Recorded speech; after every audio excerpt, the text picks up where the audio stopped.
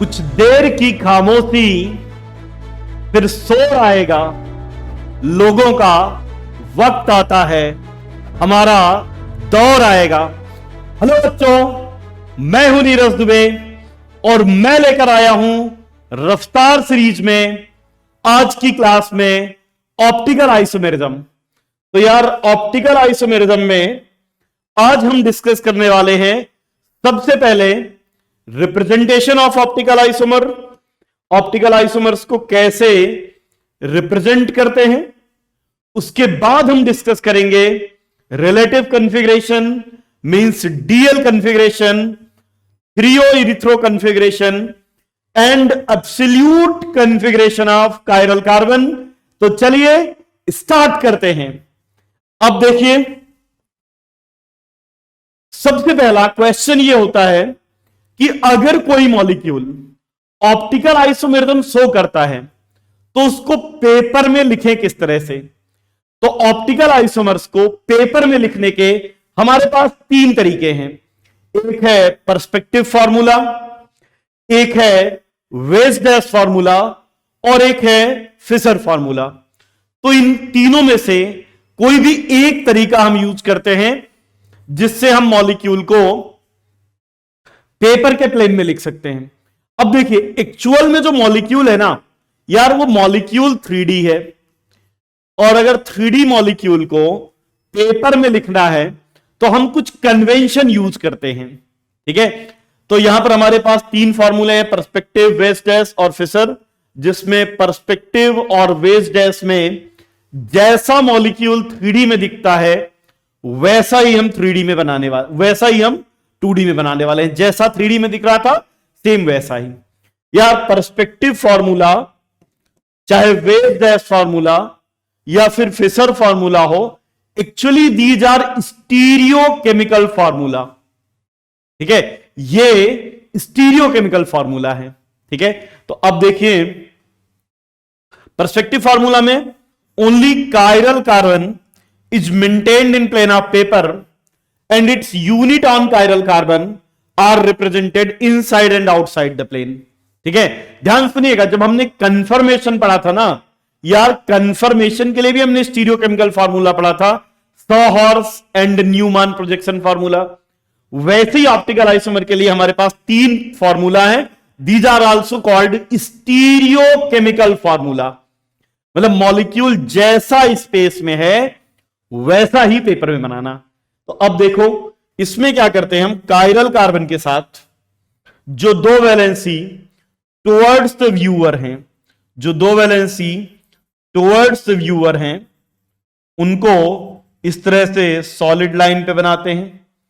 ठीक है, solid line में मींस टुवर्ड्स द व्यूअर या आउटसाइड द प्लेन। ये प्लेन है तो प्लेन से बाहर निकले हुए, और जो दो वैलेंसी हैं उनको इनसाइड द प्लेन बनाते हैं, इनसाइड द प्लेन। जैसे CHO, CH2OH, ये कायरल कार्बन पेपर के प्लेन में है, CHO और CH2OH बाहर की तरफ आ रहे हैं और OH और हाइड्रोजन अंदर की तरफ जा रहे हैं।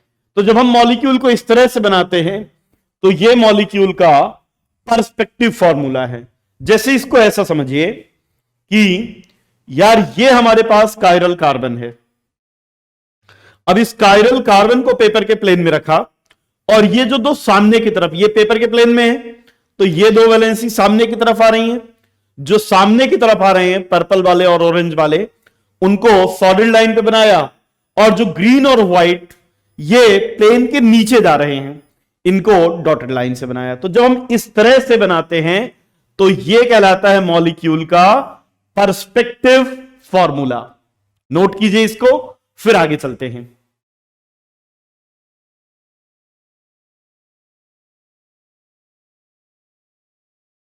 नेक्स्ट देखिए, नेक्स्ट है वेज डैश फॉर्मूला। अब यार, वेज डैश फॉर्मूले में क्या करते हैं हम, कायरल कार्बन के साथ कोई भी दो वैलेंसी लेते हैं, उनको पेपर के प्लेन में बनाते हैं, एक को टुवर्ड्स द व्यूअर और एक को away from the viewer. So chiral carbon along with two valency, chiral carbon along with two valency are maintained on plane of paper, और एक वैलेंसी जो टुवर्ड्स द व्यूअर है, टुवर्ड्स द व्यूअर, इसको solid line पे, और जो away from the viewer है उसको डैश लाइन में। तो ये OH जो है ये टुवर्ड्स व्यूअर है, टुवर्ड्स व्यूअर, और ये हाइड्रोजन ये अवे फ्रॉम व्यूअर है। तो एक सॉलिड लाइन पे, एक डैश लाइन में, सॉलिड लाइन में टुवर्ड्स व्यूअर, डैश लाइन में अवे फ्रॉम द व्यूअर। ये कुछ ऐसा है जैसे समझिए ये कायरल कार्बन है, ये कायरल कार्बन, कायरल कार्बन के साथ दो वैलेंसी, ये कायरल कार्बन, ये ऑरेंज और ये पर्पल, इनको एक प्लेन में रखा है।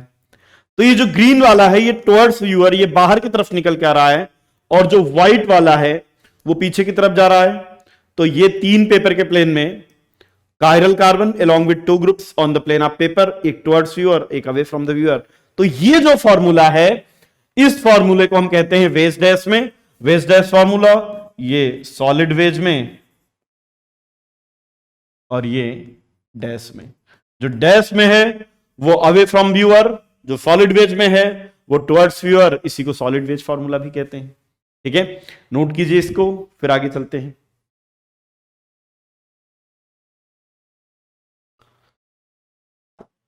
नेक्स्ट देखिए तीसरा जो फॉर्मूला है फिशर प्रोजेक्शन फॉर्मूला। यार ये फिशर प्रोजेक्शन फॉर्मूला, इसका हम सबसे ज्यादा यूज करने वाले हैं।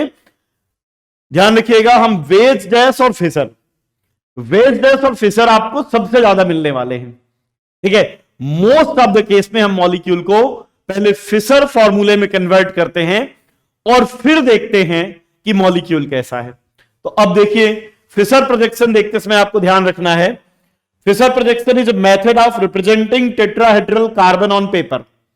तो एक्चुअल मॉलिक्यूल 3D है लेकिन हमारा पेपर 2D है, और इसलिए ये जो मेथड है 3D मॉलिक्यूल में, 3D मॉलिक्यूल को 2D में बनाने की मेथड है। अब इसमें क्या करते हैं, chiral carbon is maintained on the plane of paper. जो कायरल कार्बन है उसको पेपर के प्लेन में मेंटेन करते हैं। और देखिएगा यही नहीं, अभी और देखिए, जो दो वैलेंसी टुवर्ड्स व्यूअर हैं, जो वैलेंसी टुवर्ड्स व्यूअर हैं उनको हॉरिजॉन्टल लाइन में बनाते हैं, और जो valency away from the viewer हैं उनको वर्टिकल लाइन पे बनाते हैं। तो यहां पर वर्टिकल लाइन भी होंगी, हॉरिजॉन्टल लाइन भी होंगी। ये हॉरिजॉन्टल लाइन, हॉरिजॉन्टल लाइन में किसको बनाया है, हॉरिजॉन्टल लाइन में उनको बनाया है जो टुवर्ड्स व्यूअर है। और वर्टिकल लाइन पे किसको बनाया है, तो वर्टिकल लाइन पे उन ग्रुप्स को बनाया है, उनको लिखा है जो अवे फ्रॉम द ऑब्जर्वर है। यहां पे लिख देता हूं, जो टुवर्ड्स व्यूअर थे, एबव फ्रॉम प्लेन थे, टुवर्ड्स व्यूअर ये, और ये कौन से थे, जो अवे फ्रॉम व्यूअर थे। ठीक है, मतलब जो मॉलिक्यूल हमने बनाया था ना पर्सपेक्टिव में, आपको याद होगा पर्सपेक्टिव में ऐसा बनाया था कि यहां पे कायरल कार्बन, यहां पे OH, ये H, और यहां पे CHO और CH2H। तो we can convert perspective formula directly to Fischer formula. बस करना क्या है, कायरल कार्बन को पेपर के प्लेन में रखा, जो टुवर्ड्स व्यूअर थे उनको हॉरिजॉन्टल लाइन में, जो अवे फ्रॉम द व्यूअर थे उनको वर्टिकल लाइन में। Only chiral carbon maintain on paper 2 units outside the plane, जो आउटसाइड द प्लेन थे they are on horizontal line, and 2 unit inside the plane, plane के अंदर की तरफ जो थे उनको वर्टिकल लाइन पे रख दिया। तो इसमें ध्यान रखिएगा, फिशर फॉर्मूला जब बनाते हैं तो इसमें हॉरिजॉन्टल लाइन और वर्टिकल लाइंस होती हैं। ठीक है ना, तो इसको नोट कीजिए, फिर इसके बारे में कुछ और फैक्ट्स देखते हैं।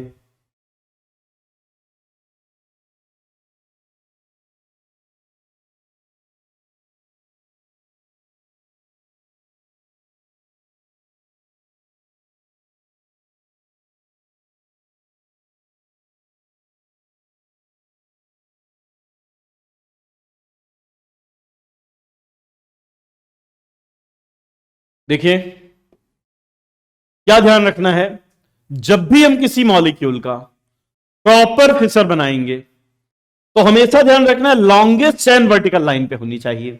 जैसे यहां पर देखिए आईयूपीएसी के अकॉर्डिंग अगर हम नंबरिंग करते हैं तो ये फर्स्ट कार्बन है, ये सेकंड कार्बन है और ये थर्ड कार्बन है।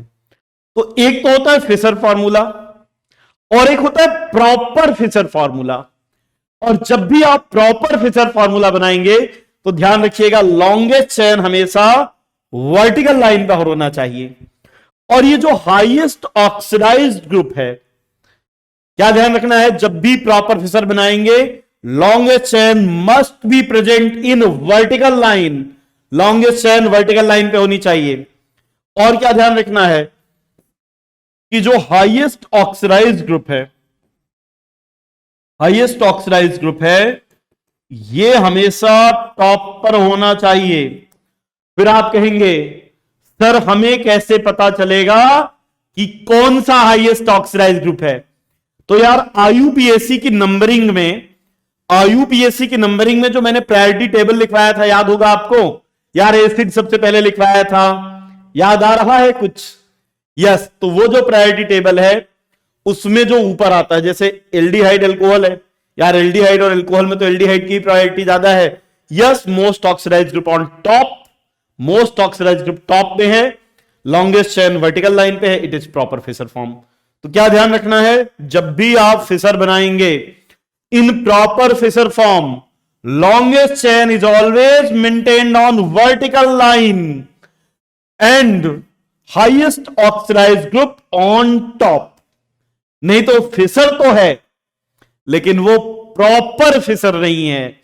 प्रॉपर फिशर बनाना है, लॉन्गेस्ट चेन को वर्टिकल लाइन पर लाना है और साथ में हाईएस्ट ऑक्सीडाइज्ड ग्रुप को भी टॉप पर रखना है।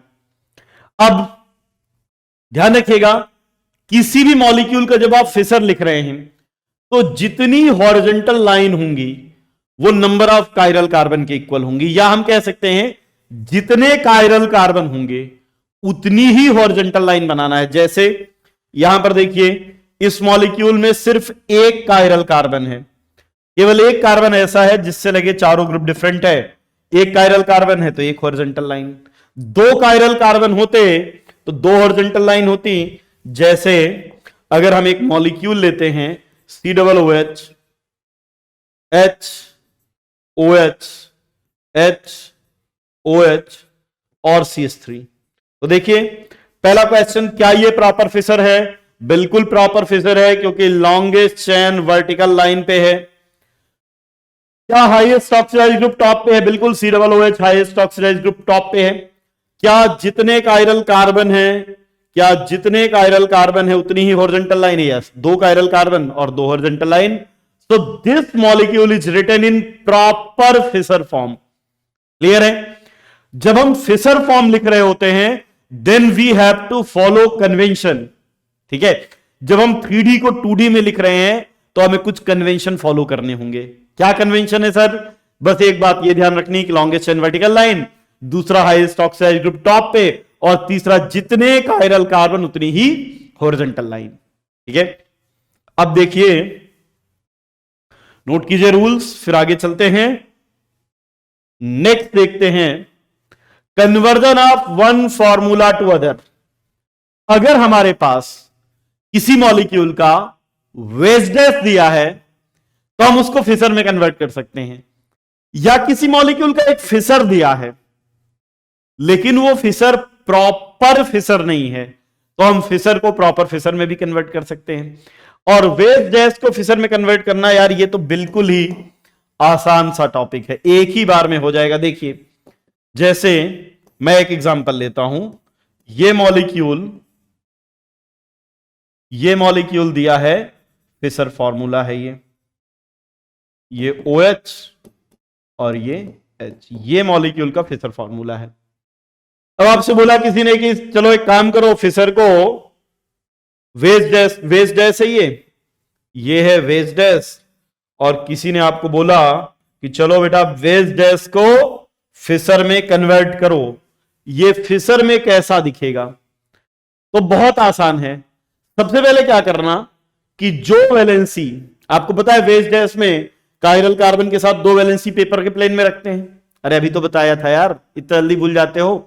कायरल कार्बन के साथ दो वैलेंसी पेपर के प्लेन में है, तो जो वैलेंसी पेपर के प्लेन में है ना, उसको एक काम करो वर्टिकल लाइन में लिख दो। ठीक है सर, लिख दिया।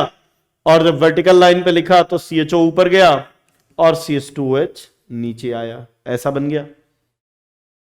अब तुम हो ऑब्जर्वर, और ऑब्जर्वर हमेशा रहता है यहां पे। ऑब्जर्वर देख रहा था इसको यहां से। जैसे अगर ये मॉलिक्यूल था कायरल कार्बन, ये हो गया कायरल कार्बन, ठीक है, देखो ये हो गया कायरल कार्बन। कौन सा वाला? ये है कायरल कार्बन, और इसके साथ दो वैलेंसी ये। अब मैं खड़ा हूं ऑब्जर्वर बिल्कुल यहां, मेरी नाक के सामने है ये कार्बन। तो अब ये जो पर्पल वाला है ये मेरे लेफ्ट हैंड पे आएगा, और जो ग्रीन वाला है वो मेरे राइट हैंड पे आएगा। देखो मैं ऑब्जर्वर हूं और मैं बिल्कुल बोर्ड से सट के खड़ा हूं, और ये OH सब बाहर की तरफ निकला है। अब अगर ये OH बाहर की तरफ निकला है, तो ये OH मेरे लेफ्ट हैंड पे आएगा और हाइड्रोजन मेरे राइट हैंड में आएगा। तो अब ऑब्जर्वर के लेफ्ट हैंड में जो आ रहा है उसको लेफ्ट साइड लगा दो, जो लेफ्ट हैंड में आ रहा है उसको लेफ्ट साइड में लगा दो। ये हो गया वेज डैश और ये बन गया फिशर। बिल्कुल एक ही बार में हमने वेज डैश को फिशर में कन्वर्ट कर लिया। अच्छा, अगर वेज डैश ऐसा बना होता, और एक एग्जांपल ले लेते हैं। जैसे ये COOH, ये CH3,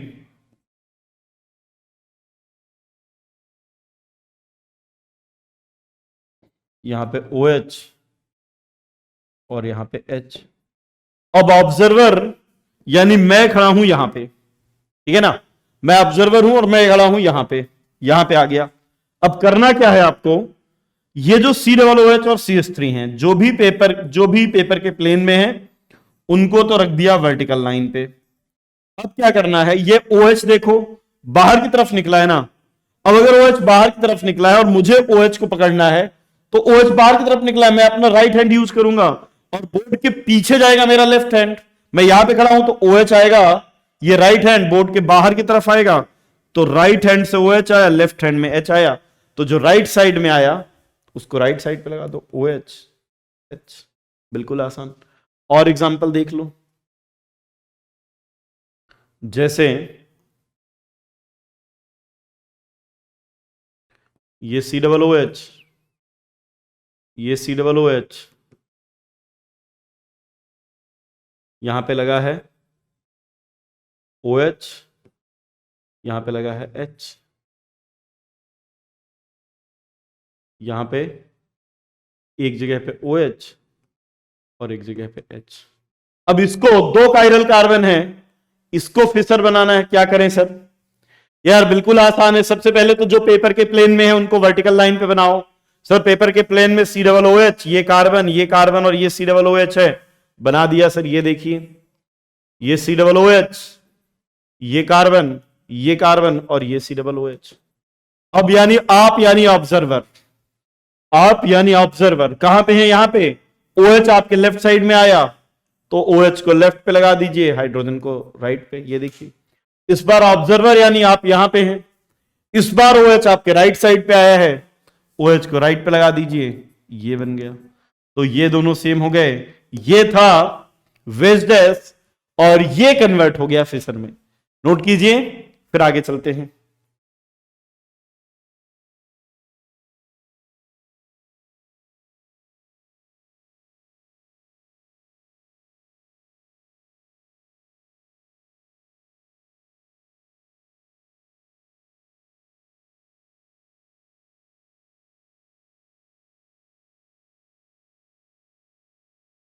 नेक्स्ट देखिए wedge dash formula to Fischer, ठीक है ना।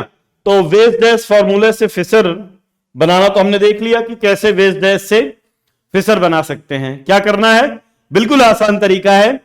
जो भी वैलेंसी पेपर के प्लेन में है उनको लिखना है वर्टिकल लाइन पे, और फिर कायरल कार्बन की पोजीशन जो लेफ्ट हैंड में आए उसको लेफ्ट साइड में, जो राइट हैंड में आए उसको राइट साइड में। Wedge dash to Fischer conversion सीख लिया। तो नेक्स्ट देखते हैं फिशर टू फिशर। अगर हमारे पास किसी मॉलिक्यूल का फिशर फॉर्मूला है, लेकिन अगर वो प्रॉपर फिशर फॉर्म में नहीं है, तो हमें उसे प्रॉपर फिशर फॉर्म में कन्वर्ट करना होगा। सर कैसे करेंगे? So we are guided by some rules. उन रूल्स को फॉलो करते हुए हम एक फिशर को प्रॉपर फिशर में कन्वर्ट कर लेंगे, ठीक है ना। तो अब देखिए, if one group is fixed and three others are rotated clockwise और anti clockwise, then configuration does not change. और ये फॉर्मूला वेज डैश और फिशर दोनों के लिए एप्लीकेबल है। देखो जरूरत क्या है, जैसे समझो, जरा एक बात समझना। अब आप सिर्फ इतना बताओ कि ये जो मैंने स्ट्रक्चर बनाया है, ये फिशर है या नहीं। आप कहेंगे हाँ सर है तो फिशर ही, वर्टिकल लाइन और हॉरिजॉन्टल लाइन दिख रही है, सर है तो फिशर ही। अब जरा सोच के बताओ, क्या ये फिशर प्रॉपर फिशर है? तो कहे चेक कर लेते हैं सर प्रॉपर फिशर है या नहीं। अभी इसमें क्या बड़ी बात है, बस यही तो चेक करना है कि लॉन्गेस्ट चेन वर्टिकल लाइन पे होना चाहिए और हाईएस्ट ऑक्सीडाइज्ड ग्रुप टॉप पे होना चाहिए। नहीं सर ये तो सर प्रॉपर फिशर नहीं है। फिशर तो है पर प्रॉपर फिशर नहीं है। हमने कहा क्या दिक्कत है बेटा, क्यों प्रॉपर फिशर नहीं है? आपने कहा sir longest chain vertical line पे होनी चाहिए, यहां पे नहीं है। और दूसरी प्रॉब्लम यह भी है कि हाईएस्ट ऑक्सीडाइज्ड ग्रुप टॉप पर होना चाहिए, वो भी नहीं है। तो अब आपको करना क्या है, कुछ ऐसा इंतजाम करना है कि CHO चला जाए CH2OH की जगह और CH2OH आ जाए नीचे।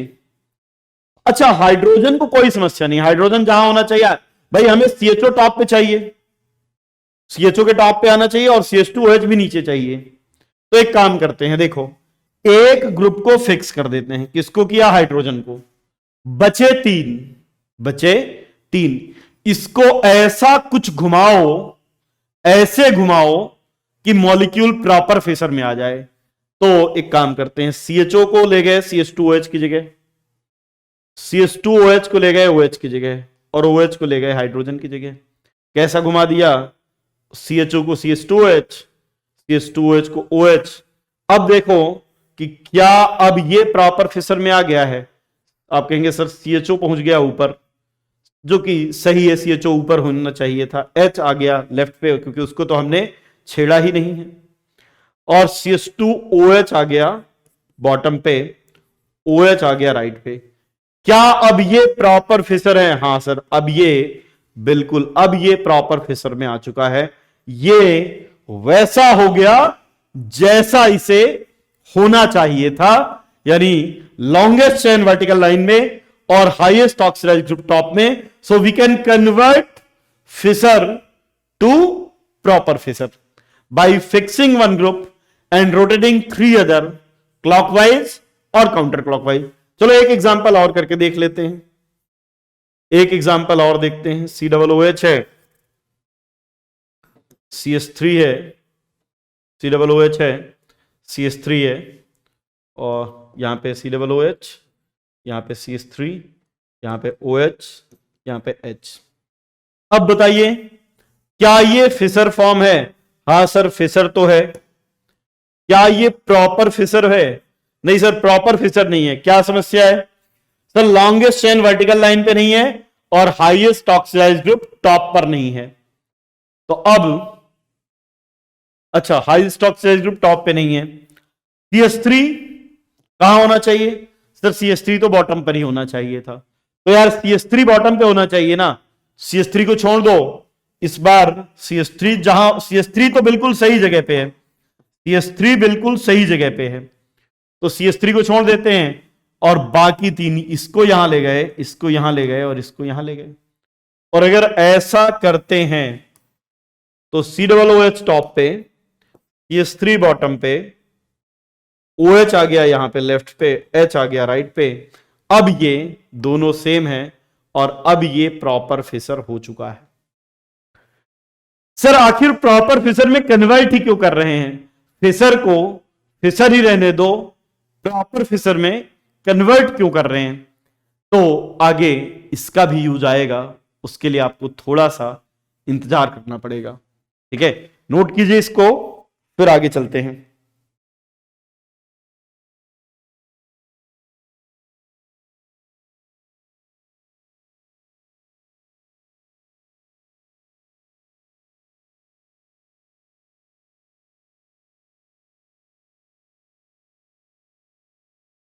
नेक्स्ट देखिए, एक और रूल है, ठीक है ना। देखिए, ध्यान से देखिएगा।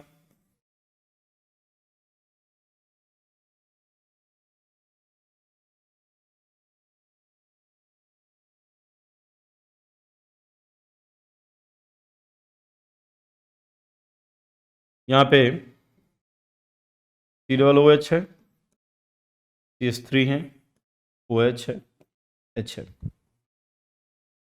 ये मॉलिक्यूल देखिए, ये फिशर तो है सर, फिशर तो है, बट ये प्रॉपर फिशर नहीं है। क्या प्रॉब्लम है, क्यों प्रॉपर फिशर नहीं है? क्योंकि यहां पर लॉन्गेस्ट चेन वर्टिकल लाइन में नहीं बल्कि हॉरिजॉन्टल लाइन में है। तो क्या करना पड़ेगा, कुछ ऐसा करते हैं कि लॉन्गेस्ट चेन वर्टिकल लाइन पे आ जाए। तो इसके लिए हमने क्या किया, इन ग्रुप्स को इंटरचेंज कर दिया।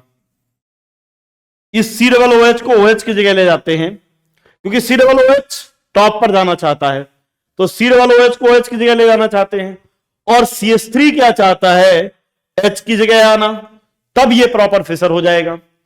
अगर COOH को OH की जगह ले जाते हैं तो हमने एक इंटरचेंज किया, और अगर CH3 और H को बदल देते हैं तो दो इंटरचेंज हो गया। और अगर कभी हर कायरल कार्बन पर इवन नंबर ऑफ इंटरचेंज करें, तो अगर इवन नंबर ऑफ इंटरचेंज करें तो कॉन्फ़िगरेशन चेंज नहीं होगा।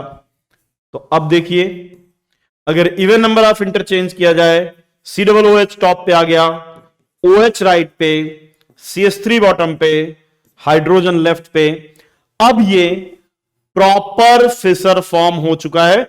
मैंने आपको एक से ज्यादा तरीके बता दिए, ऑल्दो आप चाहो तो सभी क्वेश्चंस को फर्स्ट रूल से ही कर सकते हो, लेकिन हमारे पास एक से ज्यादा तरीके हैं। एक तरीका आप चाहो तो एक को फिक्स करके बाकी तीनों को रोटेट करके कर लो, या आप किसी कायरल कार्बन पर इवन नंबर ऑफ इंटरचेंज कर लो, तो इवन नंबर ऑफ इंटरचेंज से कॉन्फ़िगरेशन चेंज नहीं होगा। If even number of interchange are done, then configuration does not change, configuration change नहीं होगा।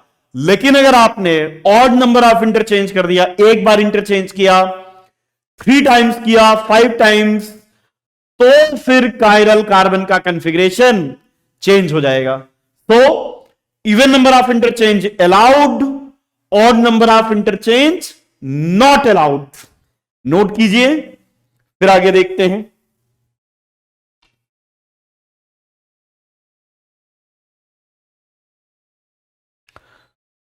ओके, क्या सर कोई और तरीका भी है फिशर से फिशर में कन्वर्ट करने का? यस, एक तरीका और है। अगर किसी मॉलिक्यूल को, जो कि फिशर फॉर्म है, अगर उसको हम पेपर के प्लेन में ही 180 डिग्री से रोटेट करें, देन इसका कॉन्फ़िगरेशन चेंज नहीं होगा। जैसे ये मॉलिक्यूल है, क्या ये फिशर है? बिल्कुल सर, फिशर तो है, बट क्या ये प्रॉपर फिशर है? नहीं सर, प्रॉपर फिशर तो नहीं है। भाई क्या समस्या है, क्यों प्रॉपर फिशर नहीं है? क्योंकि लॉन्गेस्ट चेन टॉप पर नहीं है। तो भाई अब तुम्हारे पास दो तरीके हैं, या तो इवन नंबर ऑफ इंटरचेंज कर लो, COOH को नीचे ले जाओ, CH3 को, COOH को नीचे से ऊपर और CH3 को नीचे एक, फिर OH को यहां ले जाओ, H को यहां ले जाओ। तो चाहे तो इवन नंबर ऑफ इंटरचेंज कर लो, या हमारे पास एक तरीका और है, अगर हम इस मॉलिक्यूल को इसी के प्लेन में, बोर्ड में बना है ना, बोर्ड में ही 180 डिग्री पर रोटेट कर दें, तो 180 रोटेट पर कॉन्फ़िगरेशन चेंज नहीं होगा। कैसे?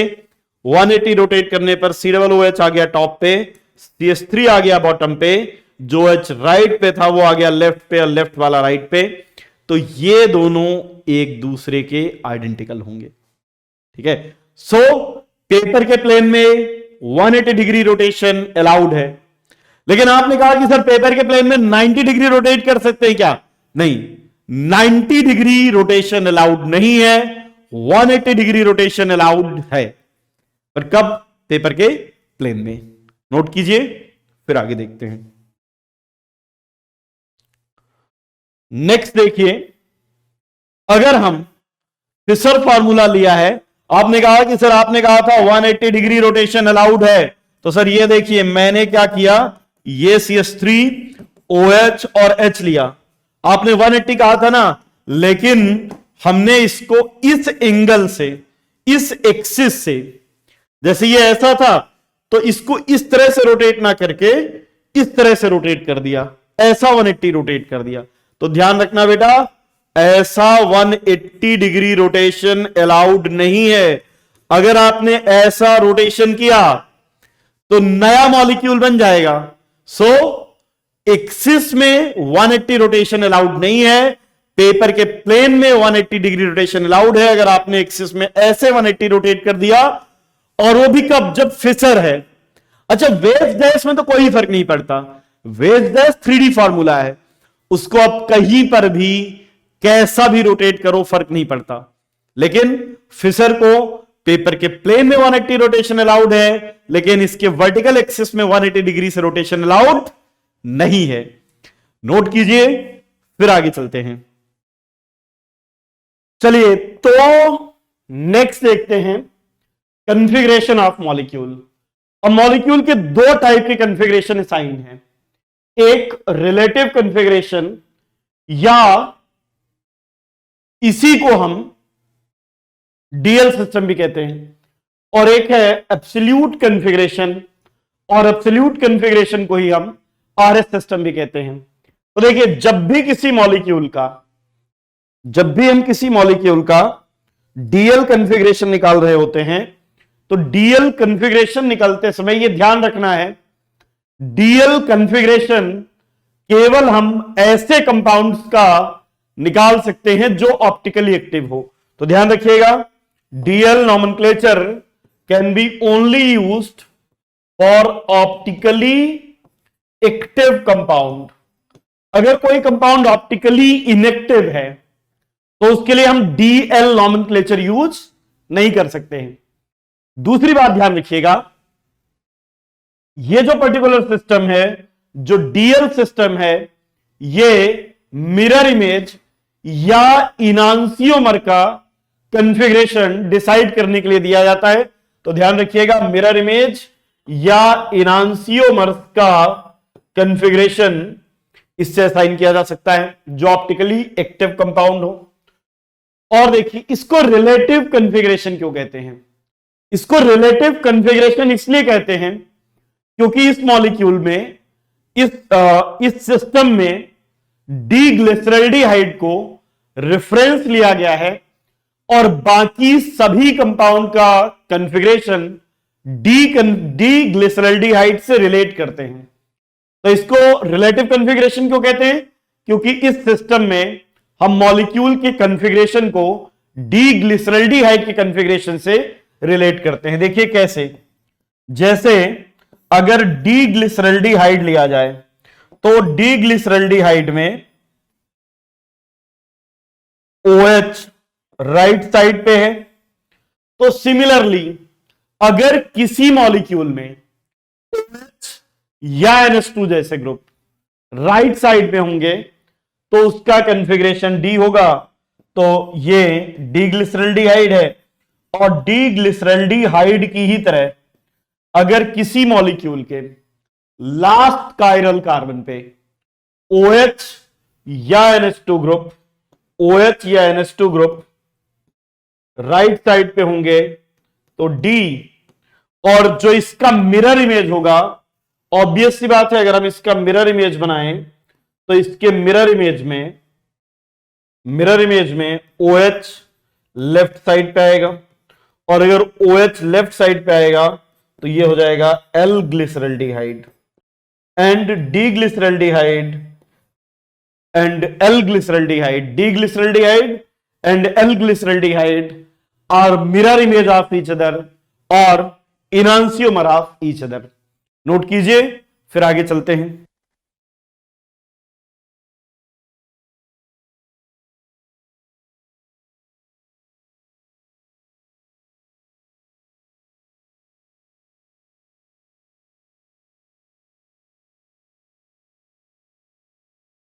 अब देखिए, अगर हमें किसी मॉलिक्यूल का डीएल कॉन्फ़िगरेशन आइडेंटिफाई करना है कि उसका कॉन्फ़िगरेशन डी है या एल है, then we are guided by certain rules. हम उन रूल्स को फॉलो करते हुए कंपाउंड का कॉन्फ़िगरेशन आइडेंटिफाई करेंगे कि ये डी है या एल है। जैसे देखिए, रूल 1, सबसे पहले तो आप मॉलिक्यूल का प्रॉपर फिशर फॉर्म लिखेंगे। ध्यान रखिएगा, डीएल निकालने से पहले मॉलिक्यूल प्रॉपर फिशर फॉर्म में लिखा होना चाहिए। सर, प्रॉपर फिशर फॉर्म का मतलब क्या होता है? तो प्रॉपर फिशर फॉर्म में लिखा होना चाहिए, इसका मतलब यह है कि हाईएस्ट ऑक्सीडाइज्ड ग्रुप टॉप पर होना चाहिए और लॉन्गेस्ट चेन वर्टिकल लाइन पर होनी चाहिए। ठीक है सर, अगर प्रॉपर फिशर फॉर्म में ना हो तो देन बाई सर्टेन रूल्स जो मैंने बताए थे, how we can convert Fischer to proper Fischer, बताया था ना यार। क्या बताया था कि अगर एक ग्रुप को फिक्स करके बाकी तीनों को क्लॉकवाइज या काउंटर क्लॉकवाइज रोटेट करें तो कॉन्फ़िगरेशन चेंज नहीं होता। अगर इवन नंबर ऑफ इंटरचेंज करें तो कॉन्फ़िगरेशन चेंज नहीं होता। पेपर के प्लेन में 180 पर रोटेट करें तो कॉन्फ़िगरेशन चेंज नहीं होता। तो समहाउ आपको पहले फिशर को प्रॉपर फिशर में कन्वर्ट करना है। तो पहला स्टेप प्रॉपर फिशर में। उसके बाद कायरल कार्बन पर OH और NH2 की पोजीशन देखना है। कायरल कार्बन पे OH या NH2 की पोजीशन, अगर वो राइट पे है OH या NH2 राइट पे है तो D और लेफ्ट में है तो L। आपने कहा कि मान लीजिए सर OH और NH2 दोनों हो, तब किसको देखें, OH को या NH2 को? तो अगर दोनों हैं तो NH2 ग्रुप को देखेंगे। सर अगर एक से ज्यादा कायरल कार्बन है तब क्या करेंगे? तो अगर एक से ज्यादा कायरल कार्बन है तो जो लास्ट कायरल कार्बन है उस पर हम पोजीशन देखते हैं। ठीक है, तो चलिए और एक बात ध्यान रखिएगा, पहले भी बताया DL system is not valid for symmetrical compound. अगर कोई कंपाउंड सिमेट्रिकल है, अगर कोई कंपाउंड है जिसमें प्लेन ऑफ सिमेट्री है, प्लेन ऑफ सिमेट्री है, और अगर वो ऑप्टिकली इनएक्टिव है, ऑप्टिकली इनएक्टिव है, तो उसके लिए हम डीएल सिस्टम यूज नहीं कर सकते। जैसे एग्जांपल लेते हैं, बताइएगा कि इसका कॉन्फ़िगरेशन क्या है, डी है या एल है। यहां पर OH H CH3। तो ये तो यार बिल्कुल आसान है। पहला काम, क्या ये फिशर फार्मूला है? हां सर बिल्कुल ये फिशर फार्मूला है। डीएल तभी निकाल सकते हैं जब मॉलिक्यूल का फिशर दिया हो और फिशर में भी प्रॉपर फिशर फॉर्म दिया हो। क्या ये फिशर है? बिल्कुल सर फिशर है।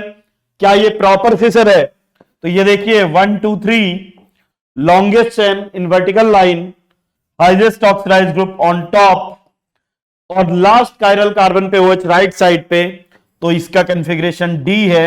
ये मॉलिक्यूल हो जाएगा डी लैक्टिक एसिड। और एग्जांपल देख लीजिए, जैसे COOH है, NH2 है, H है, CH3 है। अब देखिए, क्या ये फिशर है? बिल्कुल सर फिशर है। क्या प्रॉपर फिशर है? यस प्रॉपर फिशर भी है। लॉन्गेस्ट चेन वर्टिकल लाइन पे है? Yes sir longest chain vertical line पर है। NH2 लेफ्ट साइड पे है, तो ये L अमीनो एसिड हो जाएगा। ये L अमीनो एसिड है। सर अगर एक से ज्यादा कायरल कार्बन हो, जैसे CHO OH H OH H CH2OH, तो पहले तो देखिए प्रॉपर फिशर है या नहीं। ठीक है सर, चेक कर लेते हैं। 1 2 3 4 सर फिशर भी है, प्रॉपर फिशर भी है, लेकिन एक से ज्यादा OH लगे हैं। अब क्या करें? तो यार लास्ट वाला कायरल कार्बन जो है, इस पर OH की पोजीशन देखो। तो लास्ट वाले कायरल कार्बन पर OH लेफ्ट साइड पे है, इसलिए इसका कन्फिग्रेशन L हो जाएगा। कन्फिग्रेशन L हो गया। ठीक है, नोट कीजिए इसको, फिर और एग्जांपल लेते हैं।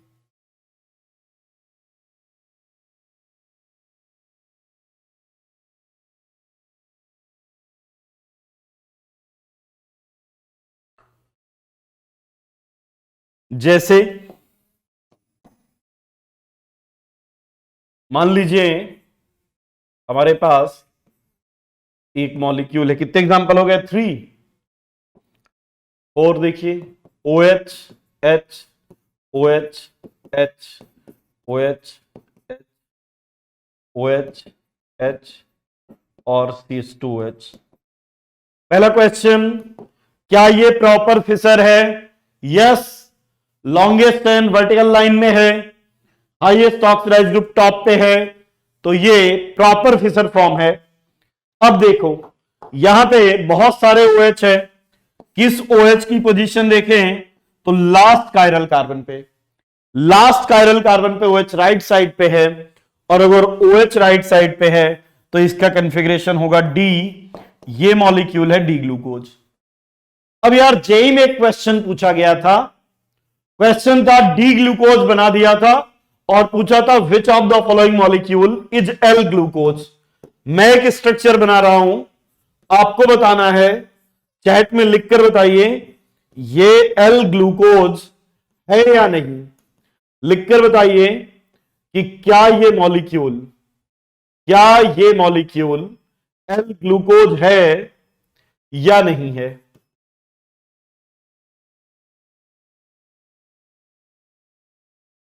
ठीक है, एक मॉलिक्यूल बना रहा हूं, आपको बताना है ये मॉलिक्यूल एल ग्लूकोज है या नहीं है।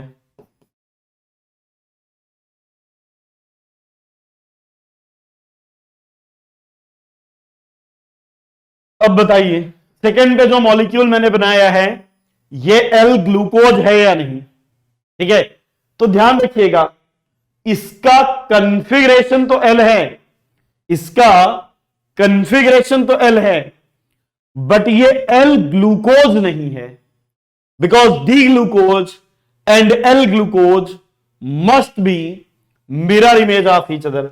डी और एल ग्लूकोज एक दूसरे के मिरर इमेज होने चाहिए।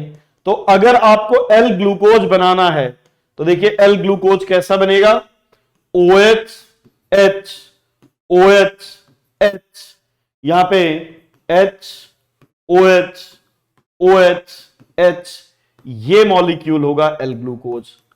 पहले जो बना था उसका कॉन्फ़िगरेशन तो एल था, बट वो एल ग्लूकोज नहीं था। And D glucose and L glucose must be mirror image of each other, they must be enantiomer of each other. चलिए और एग्जांपल लेते हैं। ये देखिए आपको बताना है इस मॉलिक्यूल का कॉन्फ़िगरेशन ये डी है या एल है। इसका कॉन्फ़िगरेशन ये डी है या एल है। तो ध्यान रखिएगा ये मॉलिक्यूल ऑप्टिकली इनएक्टिव है, और अगर कोई कंपाउंड ऑप्टिकली इनएक्टिव है तो ना तो उसके लिए डी लिख सकते ना उसके लिए एल लिख सकते। डीएल सिस्टम केवल ऑप्टिकली एक्टिव कंपाउंड्स के लिए ही लिखा जा सकता है। ठीक है, और एग्जांपल लेते हैं, जैसे COOH ClH CH3। क्या सर इस मॉलिक्यूल के लिए डीएल लिख सकते हैं? बिल्कुल नहीं, इसके लिए भी डीएल नहीं लिख सकते हैं। क्यों? क्योंकि DL limited number of compound के लिए लिखा जा सकता है जब OH या NH2 जैसे ग्रुप प्रेजेंट हो। अगर OH और NH2 जैसे ग्रुप प्रेजेंट नहीं है तो हम डीएल सिस्टम नहीं लिख सकते हैं। चलिए और एग्जांपल देखते हैं, जैसे COOH CH3 HOH। क्या इसके लिए अभी हम बता सकते हैं कि डी है एल? नहीं सर, पहले इसको प्रॉपर फिशर में कन्वर्ट करना पड़ेगा। कैसे करेंगे? तो देखो हमारे पास 3 तरीके थे, यहां पे मैंने कोई भी एक तरीका, एक को फिक्स कर दिया, बाकी तीनों को रोटेट कर दिया। COOH टॉप पे, H यहीं पे, OH यहां पे, CH3 यहां पे, और अब पता चल गया कि OH राइट साइड पे है तो इसका कॉन्फ़िगरेशन डी होगा। ठीक है, तो ध्यान रखिएगा, DL निकालने से पहले क्या देखेंगे, प्रॉपर फिशर में हो, ऑप्टिकली एक्टिव हो, OH या NH2 राइट पे है तो D, लेफ्ट पे है तो L, and D and L must be mirror image of each other. Note कीजिए, फिर आगे चलते हैं।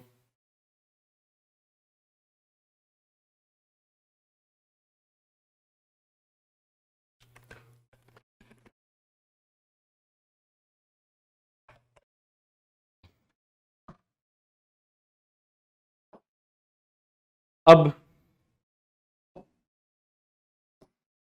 जैसे एक मॉलिक्यूल है, अगर इसका वेज डैश फॉर्मूला दिया है और बोला है कि बताओ ये डी है या एल है, तो क्या करेंगे यार, सबसे पहले वेज डैश को फिशर में कन्वर्ट करेंगे, और जब वेज डैश को फिशर में कन्वर्ट करेंगे तो highest oxide group CH2 top पे, ये जो पेपर के प्लेन में है उनको वर्टिकल लाइन पे लिखा। अब ये OH फ्रंट में है, लेफ्ट हैंड में, लेफ्ट साइड पे आएगा, ये राइट साइड में। अब हम बता सकते हैं कि इसका कॉन्फ़िगरेशन L है। ठीक है, तो ध्यान रखिएगा, अगर वेज डैश में दिया है और बोला है इसका रिलेटिव कॉन्फ़िगरेशन D और L निकालो, तो पहले उसको फिशर, फिर चेक करेंगे प्रॉपर फिशर, फिर OH या NH2 की पोजीशन देखेंगे, अगर राइट में तो D, लेफ्ट में तो L। बिल्कुल आसान है। नेक्स्ट देखिए, अब एक सिस्टम और है, DL सिस्टम के अलावा हमारे पास इरिथ्रो और थ्रियो सिस्टम भी है। अच्छा ध्यान सुनिए, इरिथ्रो थ्रियो सिस्टम केवल हम तब यूज करते हैं जब मॉलिक्यूल में 2 कायरल कार्बन हो।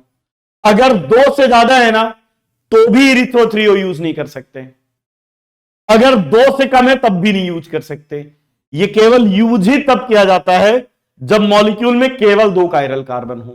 ठीक है, तो देखिए, अगर 2 कायरल कार्बन है और दोनों कायरल कार्बन पे सेम ग्रुप सेम साइड में है तो इरिथ्रो, और अगर सिमिलर ग्रुप अपोजिट साइड में है तो threo. Same group same side erythro, same group opposite side threo. जैसे एग्जाम्पल से समझते हैं, जैसे अगर हमारे पास CHO है, CH2OH है, 2 कायरल कार्बन है। अब देखिए यहां पर 2 कायरल कार्बन है और दोनों कायरल कार्बन पर सेम ग्रुप सेम साइड में है, तो ये है इरिथ्रो, ये है इरिथ्रो, राइट। अब देखिए ये इरिथ्रो है और लास्ट कायरल कार्बन पे OH राइट साइड पे है, तो ये डी इरिथ्रो हो गया। अब देखिए अगर हम एक और स्ट्रक्चर बनाएं, CHO CH2OH, ये OH, ये H, ये OH, ये H, दोनों एक दूसरे के मिरर इमेज हैं। अगर एक दूसरे के मिरर इमेज हैं, ये D इरिथ्रो है, इसमें भी सेम ग्रुप सेम साइड में है, लास्ट कायरल कार्बन पे OH लेफ्ट साइड पे है, तो ये L इरिथ्रो। नेक्स्ट देखिए, 2 कायरल कार्बन और दोनों में OH अपोजिट साइड में, अगर OH अपोजिट साइड में है तो ये थ्रियो होगा। लास्ट कायरल कार्बन पे OH लेफ्ट साइड में है तो ये L थ्रियो। और अगर इसका मिरर इमेज बनाएं, अगर इसका मिरर इमेज बनाएं, H इधर, OH इधर, OH इधर, H इधर, यहां पे लास्ट कायरल कार्बन पे OH राइट साइड में है, तो ये हो जाएगा D थ्रियो। तो D erythro, L erythro, L threo और D threo. Erythro threo nomenclature system तब यूज करते हैं जब मॉलिक्यूल में केवल 2 कायरल कार्बन हो। ठीक है। और दोनों कायरल कार्बन पे अगर सेम ग्रुप सेम साइड में है तो erythro, same group opposite side में है तो थ्रियो। और एग्जांपल देख लीजिए, जैसे CH3 C2H5, यहां पे H, यहां पे CH3 Cl Cl, यहां पर भी लॉन्गेस्ट चेन वर्टिकल लाइन पे है, प्रॉपर फिशर है। यहां पर भी कम से कम ये दोनों Cl तो सेम साइड में है, तो यहां पे H और OH होना जरूरी नहीं है, तो ये इरिथ्रो है।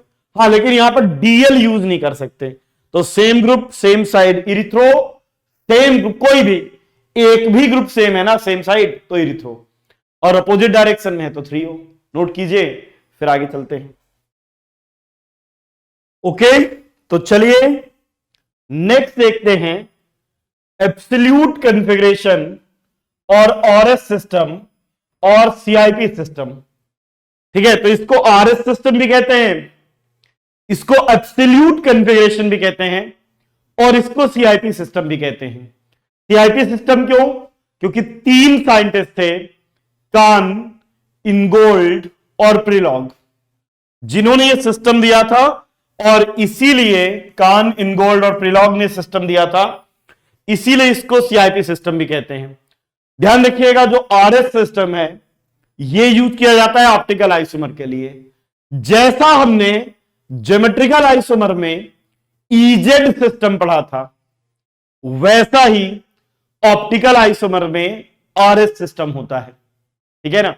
अब यहां पर ध्यान रखिएगा, अगर किसी मॉलिक्यूल में कायरल एटम है तो फिर वो मॉलिक्यूल चाहे ऑप्टिकली एक्टिव हो या इनएक्टिव हो, हम कायरल एटम का कॉन्फ़िगरेशन आइडेंटिफाई कर सकते हैं। जैसे जो DL सिस्टम है वो तो केवल ऑप्टिकली एक्टिव मॉलिक्यूल के लिए है, वो कायरल मॉलिक्यूल के लिए है, और उनमें भी वो कायरल मॉलिक्यूल जिनमें OH या NH2 प्रेजेंट है। लेकिन RS सिस्टम, हर कोई भी कंपाउंड अगर उसमें कायरल एटम है तो हम कायरल एटम का कॉन्फ़िगरेशन निकाल सकते हैं RS, फिर चाहे वो मॉलिक्यूल ऑप्टिकली एक्टिव हो या इनएक्टिव हो, इससे कोई फर्क नहीं पड़ता है, बस कायरल एटम होना चाहिए। फिर आप कहेंगे सर कैसे पता करेंगे? Then we are guided by some rules, कुछ स्टेप्स बता रहा हूं, उन स्टेप्स को आप फॉलो करते जाइए और कॉन्फ़िगरेशन पता चल जाएगा। देखिए, पहला केस 1। अब देखिए, हो सकता है आपके पास मॉलिक्यूल का वेज डैश फॉर्मूला दिया हो, या हो सकता है फिशर फॉर्मूला दिया हो। ठीक है, अब देखिए केस वन में ले रहा हूं, if veg dash formula is given, if veg dash formula is given, अगर मॉलिक्यूल का वेज डैश फॉर्मूला दिया है तो क्या करेंगे? तो ध्यान से देखिए, स्टेप 1, पहला step, identify chiral atom, identify chiral atom. सबसे पहला काम, कायरल एटम ढूंढो। स्टेप 2, जब आपको कायरल एटम मिल जाए ना, तो कायरल एटम से जो लगी चारों वैलेंसी हैं उनकी प्रायोरिटी CIP सीक्वेंस रूल के अकॉर्डिंग डिसाइड करते हैं। ठीक है ना। तो नेक्स्ट लिख लीजिए, डिसाइड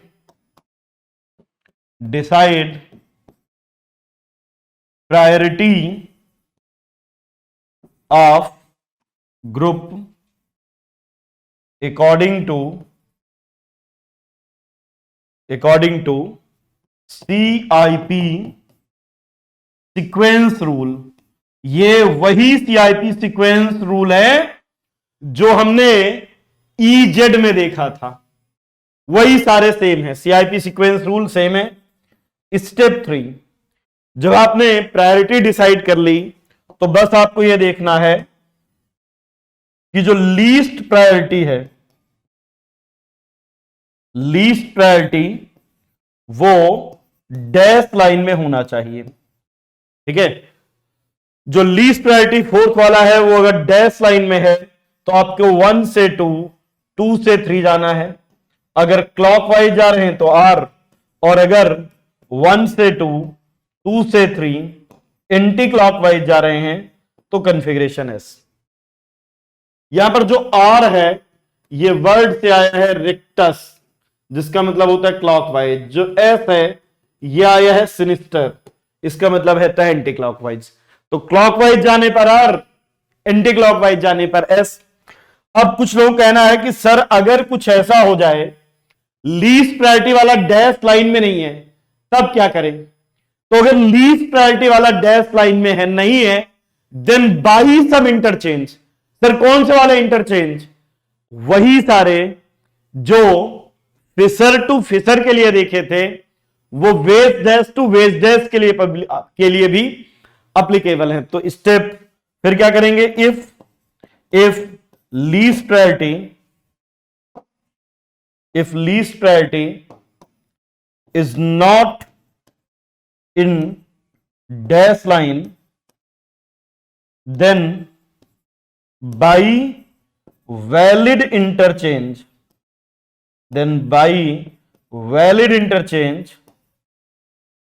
send least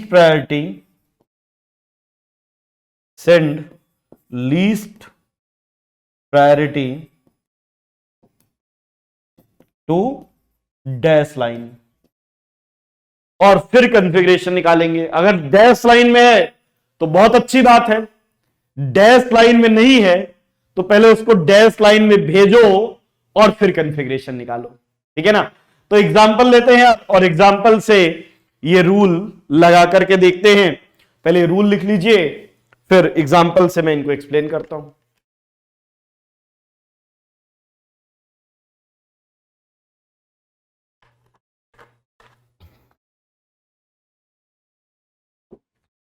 जैसे मान लो हमारे पास एक मॉलिक्यूल है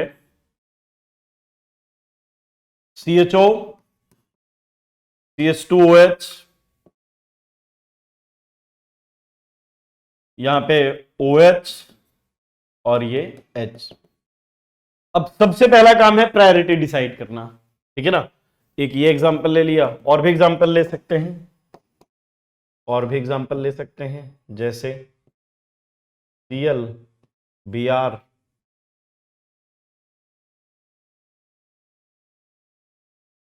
I और F।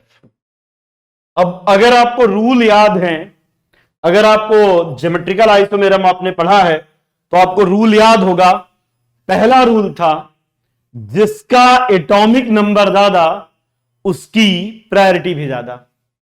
तो सबसे ज्यादा atomic number I, Br, Cl और F।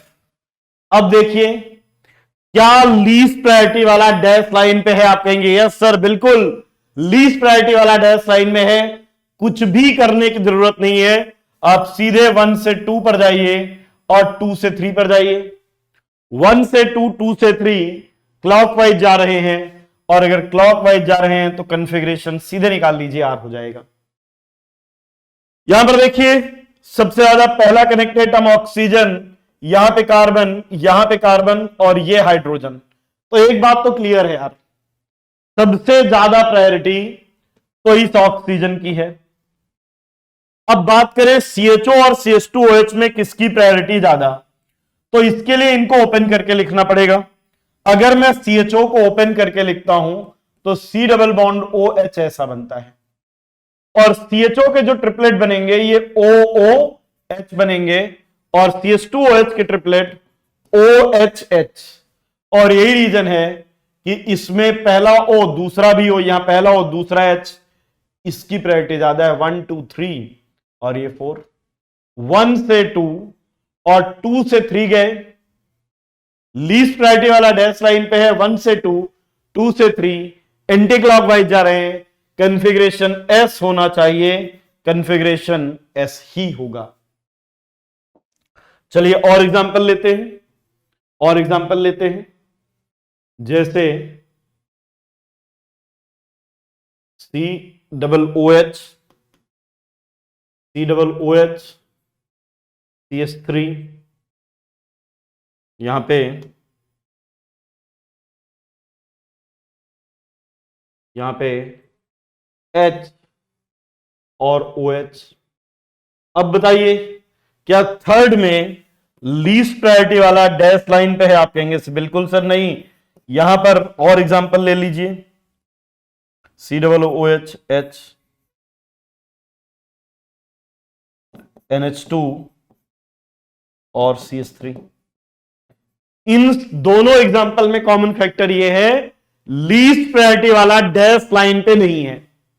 सर अगर लीस्ट प्रायोरिटी वाला डैश लाइन में नहीं है तो कैसे निकालें? तो यार लीस्ट प्रायोरिटी, अच्छा देखो प्रायोरिटी डिसाइड कर ले, सबसे ज्यादा OH,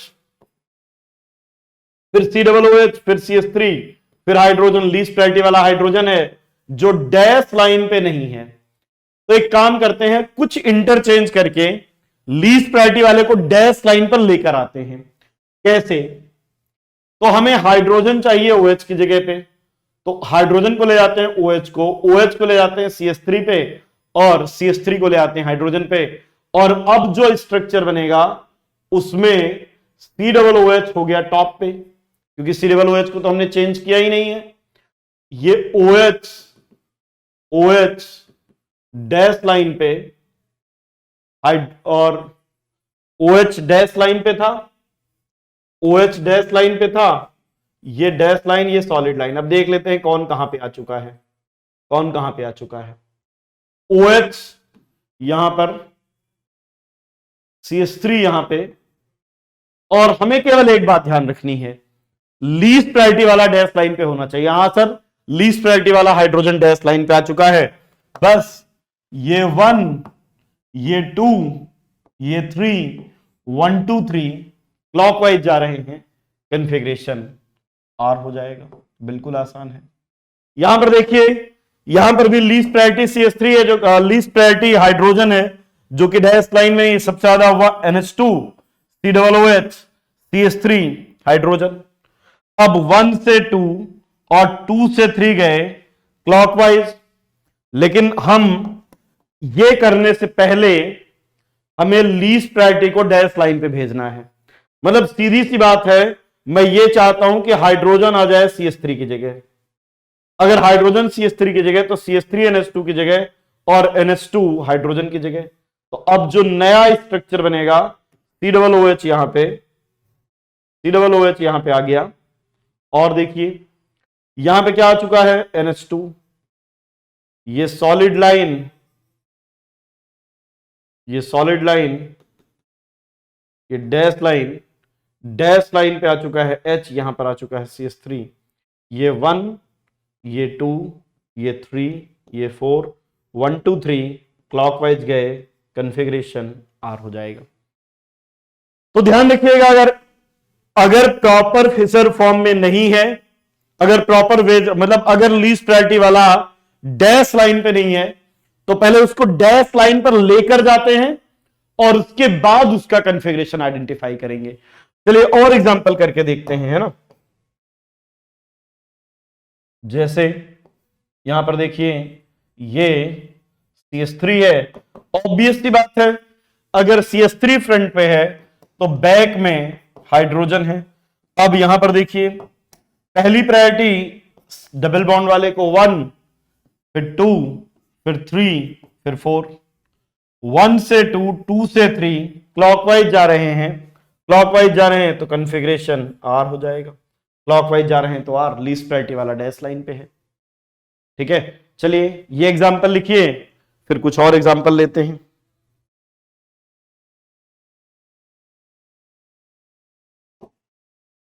कितने हो गए, 5 6। देखिए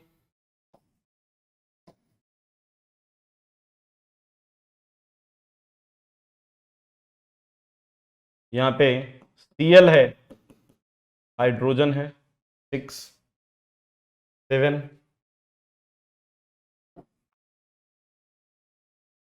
COOH, CH2, SH, यहां पे H, और यहां पे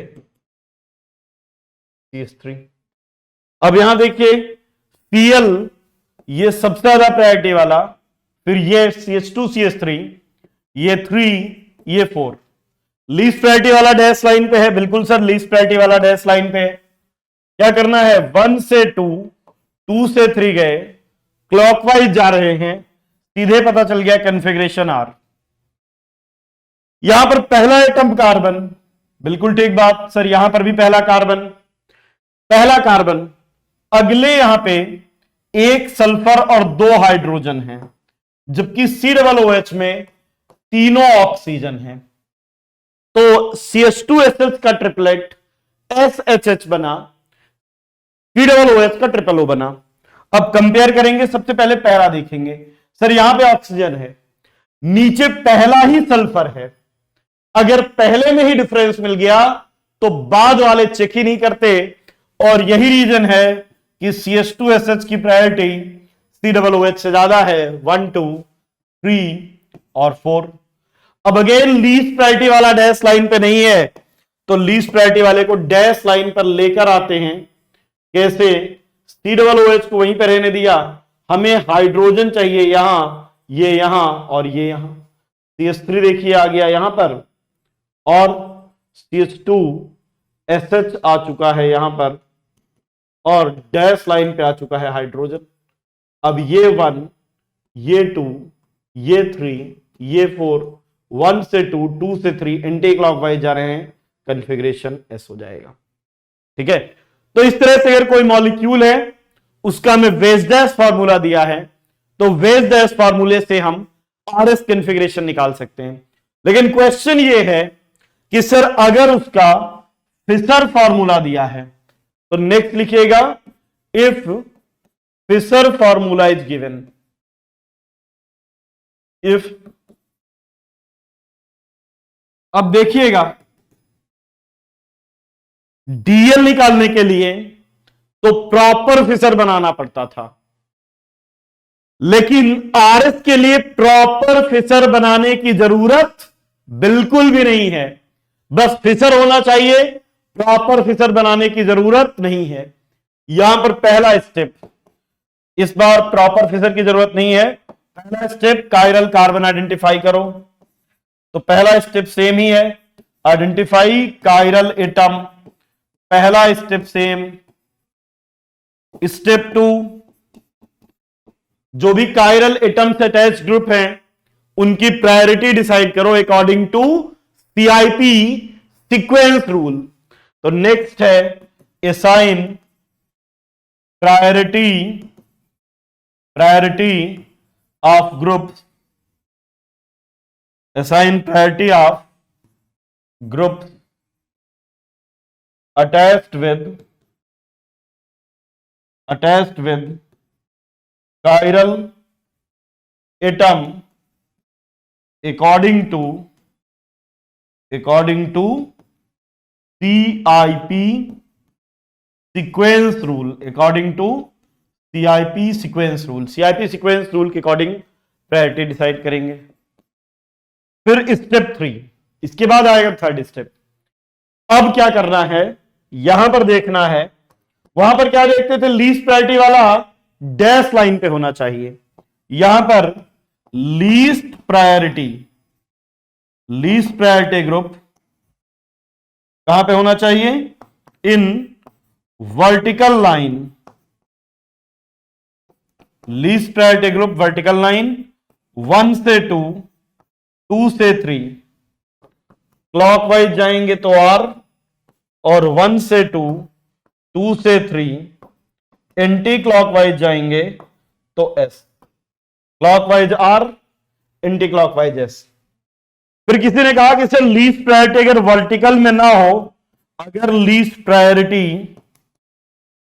इन हॉरिजॉन्टल लाइन पे हो, हॉरिजॉन्टल लाइन पे हो तो क्या करें, हॉरिजॉन्टल लाइन पे हो तो जस्ट रिवर्ट कर देना है। मतलब अभी तक आप 1 से 2, 2 से 3 क्लॉकवाइज को R कहते आए थे, जस्ट उल्टा कर दीजिए, R की जगह S हो जाएगा, और 1 से 2, 2 से 3 एंटी क्लॉकवाइज को S कहते थे, अब इसको R कह दीजिएगा, बिल्कुल आसान है।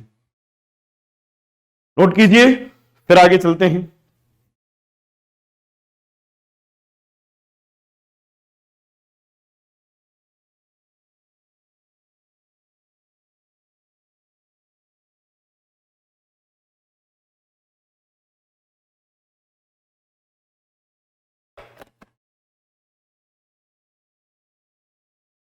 देखिए जैसे एग्जाम्पल्स के थ्रू समझते हैं, एग्जाम्पल्स के थ्रू समझ लेते हैं। जैसे FCl Br I, CHO CH2OH OH H, COOH NH2 H CH3,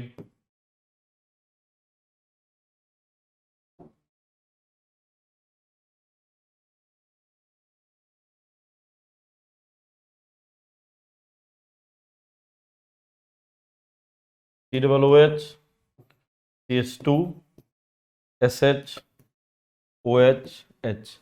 ये पहले 4 एग्जांपल लेते हैं, इनमें समझते हैं। तो देखो सबसे पहला, यहां प्रॉपर फिशर हो या ना हो उससे कोई मतलब नहीं है, बस फिशर होना चाहिए।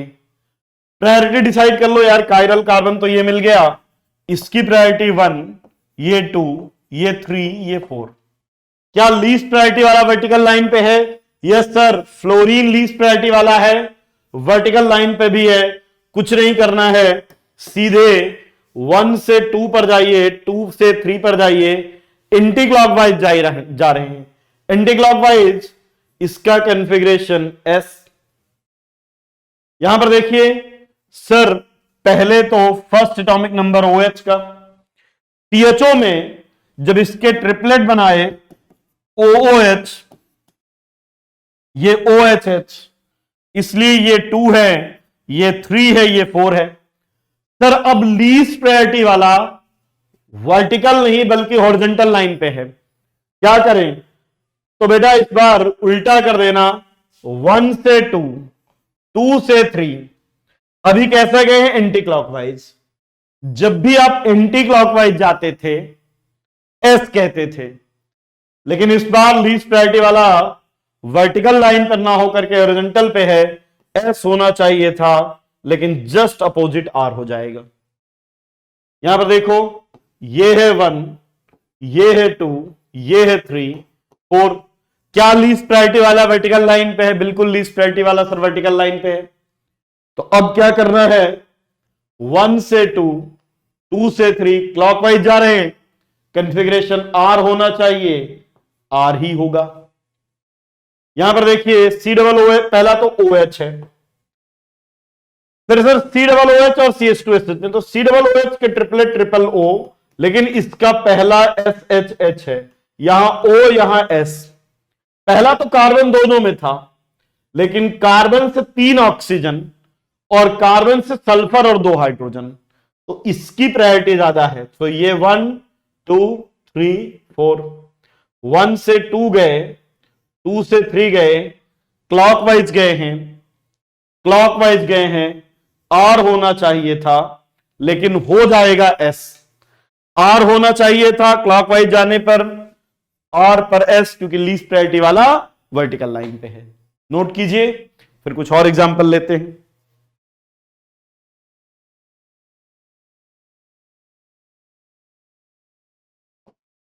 ठीक है, अभी हम फिशर फार्मूले में देख रहे हैं। जैसे सर अगर एक से ज्यादा कायरल कार्बन है, COOH OH OH COOH, sir ये मॉलिक्यूल तो कायरल नहीं है, कोई बात नहीं, हम कायरल मॉलिक्यूल का नहीं, कायरल कार्बन का कॉन्फ़िगरेशन देख रहे हैं। अब देखिए सर, ये हो गया 1, ये है 2, क्योंकि यहां पे कार्बन के बाद 3 ऑक्सीजन, यहां पे इस कार्बन के बाद ऑक्सीजन कार्बन हाइड्रोजन, तो 1, 2, ये 3 और ये 4। 1 से 2 पर गए हैं और फिर 2 से 3 पर गए हैं, एंटी क्लॉकवाइज गए हैं, एस होना चाहिए, लेकिन लीस्ट प्रायोरिटी वाला वर्टिकल पे है, तो इस वाले का कॉन्फ़िगरेशन आर हो जाएगा। अब नीचे वाले का देख लो सर, ये 1 है, ये 2 है, ये 3 है, ये 4 है, 1 से 2, 2 से 3 क्लॉकवाइज गए हैं, आर होना चाहिए, लेकिन इसका एस हो जाएगा। ठीक है, चलिए और एग्जांपल देखते हैं। और 2 कायरल कार्बन के और एग्जांपल ले लेते हैं, जैसे CHO OH H OH,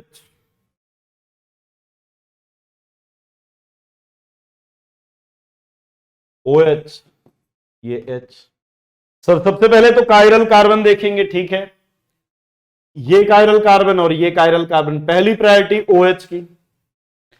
यहां पे इस कार्बन से OCH और इस कार्बन से OOH, इसलिए 1 2 3 4, 1 से 2, 2 से 3, एंटी क्लॉकवाइज गए हैं, S होना चाहिए, लेकिन हाइड्रोजन हॉरिजॉन्टल लाइन पे है, तो इस वाले कार्बन का कॉन्फ़िगरेशन R हो जाएगा। नीचे वाले का देखिए, ये 1, अब इस कार्बन से ऑक्सीजन कार्बन हाइड्रोजन और इस कार्बन से OHH, तो ये 2 हो गया। अब ये 1, ये वाला 2, ये 3 और ये 4, 1 से 2 पर गए, 2 से 3 पर गए, एंटी क्लॉकवाइज गए हैं, S होना चाहिए, लेकिन R हो जाएगा, तो इसका भी R और इसका भी R। IUPAC के अकॉर्डिंग नंबरिंग करें, नंबरिंग ऊपर से करेंगे क्योंकि CHO की प्रायोरिटी ज्यादा है, so first, second, third, fourth, second पर कॉन्फ़िगरेशन R है 2R और 3 पर भी R, 2R 3R। एक और एग्जांपल लेते हैं, CH2Cl, CH2Cl, हाइड्रोजन CH3 और CHO। अब देखो यहां पे, सर ये हाइड्रोजन कार्बन, देखो ध्यान से देखना, ध्यान से देखना, सर कार्बन ये भी है, सर कार्बन ये वाला भी है और कार्बन ये वाला भी है। अब क्या करें, तीनों ही पहला एटम कार्बन, तो इस कार्बन से अगले जो एटम कनेक्टेड हैं वो OOH है, इस कार्बन से तीनों हाइड्रोजन है और इस कार्बन से ClH और H है। तो अब देखो, पहला ऑक्सीजन, पहला हाइड्रोजन, पहला क्लोरीन, क्लोरीन ऑक्सीजन हाइड्रोजन में सबसे ज्यादा प्रायोरिटी क्लोरीन की है, इसलिए ये 1 है, फिर ये 2 है, ये 3 है और ये 4 है। अब क्या करेंगे, तो सर पहले 1 से 2 पर जाएंगे और 2 से 3 जाएंगे, क्लॉकवाइज जा रहे हैं, R होना चाहिए, लेकिन लीस्ट प्रायोरिटी वाला वर्टिकल लाइन पे है, तो कॉन्फ़िगरेशन S हो जाएगा। ठीक है, एक लास्ट एग्जांपल और ले लेते हैं, जैसे ये ग्लूकोज मॉलिक्यूल है, यार यहां पे कार्बोहाइड्रेट्स के लिए हमारे पास एक ट्रिक है, सिर्फ ये ट्रिक कार्बोहाइड्रेट के लिए एप्लीकेबल है, जब कार्बन हाइड्रोजन ऑक्सीजन हो तभी एप्लीकेबल है। अगर कार्बोहाइड्रेट के अलावा कुछ भी लगाया तो फिर यह ट्रिक एप्लीकेबल नहीं होगी। बहुत आसान सी ट्रिक है, जिनमें OH राइट पे दिख रहा है उसका कॉन्फ़िगरेशन R, जिनमें लेफ्ट में दिख रहा है S। ये 4 कायरल कार्बन, चारों का पता चल गया। अगर आप निकालेंगे तो भी यही आएगा, जैसे देखो अगर निकाल के देखें, नहीं सर हम तो निकाल के चेक करेंगे, तो देखो ये 1, ये 2, नीचे वाला 3, ये 4। अब 1 से 2 पर गए, 2 से 3 गए, एंटी क्लॉकवाइज, S होना चाहिए था, लीस्ट प्रायोरिटी हॉरिजॉन्टल लाइन पे है तो R। तो अगर ग्लूकोज में देखें तो सेकेंड कायरल का R 2R 3S 4R और 5R कॉन्फ़िगरेशन हो जाएगा। ठीक है, so it's all about relative and absolute configuration. तो चलिए रिलेटिव और एब्सोल्यूट कॉन्फ़िगरेशन पर बेस्ड कुछ क्वेश्चंस करके देखते हैं, देखते हैं, जैसे विच of the following compound has D configuration. तो यार ये तो बात हो गई DL वाली, और DL में होना चाहिए प्रॉपर फिशर। क्या ये प्रॉपर फिशर है? नहीं, इसमें लॉन्गेस्ट चेन वर्टिकल लाइन पे तो है, लेकिन highest oxidize group CHO top पे होना चाहिए। क्या करें सर, 180 से घुमा दो, 180 से घुमा दिया, लॉन्गेस्ट चेन वर्टिकल लाइन पर भी आ गई, हाईएस्ट ऑक्सीडाइज ग्रुप टॉप पर भी आ गया, और अब इसका कॉन्फ़िगरेशन क्या हो गया, OH लेफ्ट साइड पे है, L, ये तो L हो गया यार। यहां पर highest oxidize group CH2OH top bottom पे है, इसको भी 180 पर घुमाओ, CH2OH गया टॉप पर, CH3 आया बॉटम पर, NH2 लेफ्ट पर, H राइट पर। अब ये कायरल कार्बन है, इस पर NH2 लेफ्ट में है, इसका कॉन्फ़िगरेशन L हो गया, ये भी D नहीं है। क्या ये प्रॉपर फिशर है? नहीं। 180 पे घुमाओ, CH2OH टॉप पे चलो भैया तुम, CH3 बॉटम पे, NH2 राइट पे, H लेफ्ट पे, क्या इसका कॉन्फ़िगरेशन D है? Yes sir. अगर लास्ट कायरल कार्बन पर OH या NH2 राइट पे हैं तो D, तो ये हो गया D। यहां पर देखें तो अब CH2OH टॉप पे जाएगा, CH3 बॉटम पे, OH लेफ्ट पे, H राइट। सर CH2OH को टॉप पे क्यों लिखा? क्योंकि CH2OH मोर ऑक्सीडाइज्ड है कंपेयर टू CH3। DL निकालते समय ध्यान रखना है मॉलिक्यूल प्रॉपर फिशर में होना चाहिए। तो correct answer is C. Which of the following is D sugar?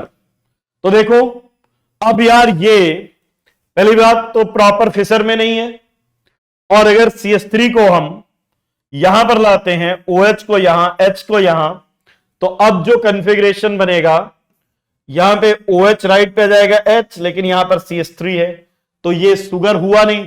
इसके कॉन्फ़िगरेशन तो D है, बट शुगर में नीचे CH2OH है, तो ये हो नहीं सकता। यहां पर देखो CH2OH को बॉटम पे, OH को इधर, H को इधर ले गए, तो लास्ट कायरल कार्बन पे OH लेफ्ट पे चला गया, तो ये शुगर है, लेकिन ये L शुगर है। यहां पर देखिए ये प्रॉपर फिशर नहीं है।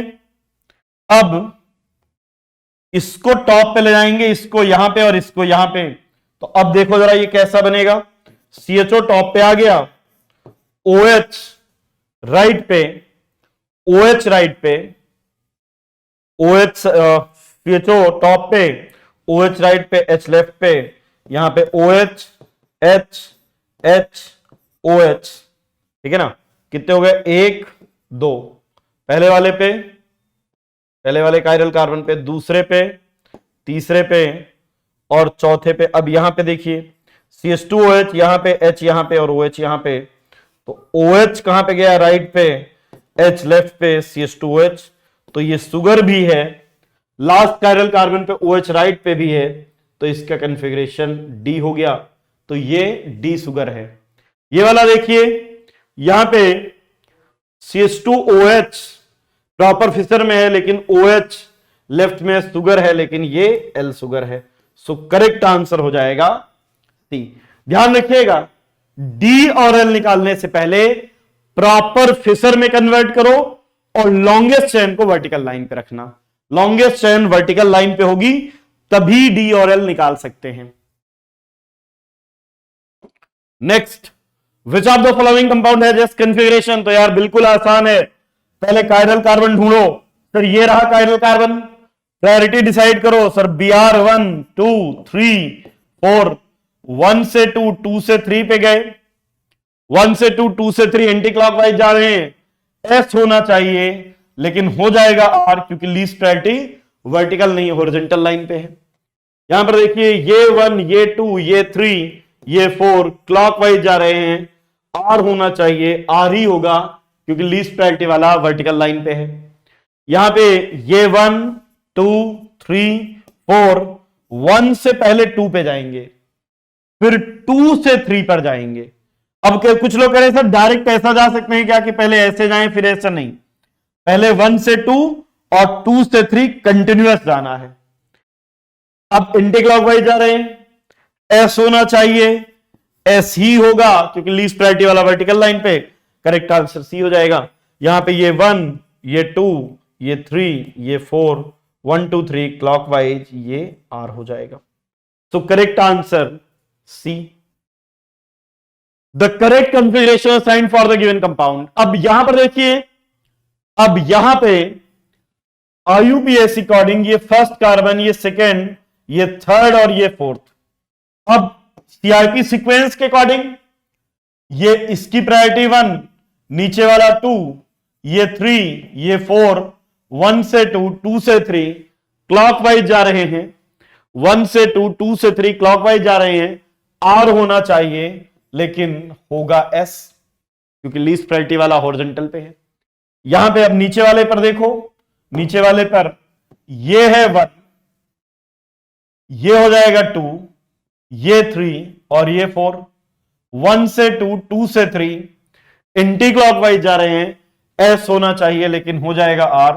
तो 2 पे S, 3 पे R, 2 पे S, 3 पर R, करेक्ट आंसर डी हो जाएगा। 2 पे S, 1 2 3 clockwise RS, 1 2 3 anti clockwise SR, तो 2S 3R, correct answer D. The compound with the above configuration is called. तो यार इस कंपाउंड का नाम लिख लेते हैं। यहां पे देखिए क्या है ये, CH3HCl OH C2H5 में CH2CH3। अब नंबरिंग ऊपर से करें या नीचे से, OH को तो थर्ड पोजीशन ही मिलनी है, लेकिन ऊपर से करने पर क्लोरो को 2 मिल गया। तो एक बात तो क्लियर है कि ये 2 क्लोरो 3 पेंटेनॉल है। अब बस हमें R और S कॉन्फ़िगरेशन क्या ये निकालना है। तो यहां पर देखो, ये 1, ये वाला 1, ये नीचे वाला 2, ये 3, ये 4, 1 से 2, 2 से 3 क्लॉकवाइज R होना चाहिए था, तो इस वाले का S हो गया, 2 वाले का S हो गया, 3 वाले का देख लेते हैं। 1, ये 2, ये 3, ये 4, 1 2 3 4, 1 से 2, 2 से 3 गए क्लॉकवाइज, R होना चाहिए, S हो जाएगा, 2 पर भी S, 3 पर भी S, करेक्ट आंसर फर्स्ट हो जाएगा, 2S 3S, 2 chloro 3 pentanol. So thank you very much, आज के लिए इतना ही। इसके आगे नेक्स्ट क्लास में it's all about relative configuration and absolute configuration.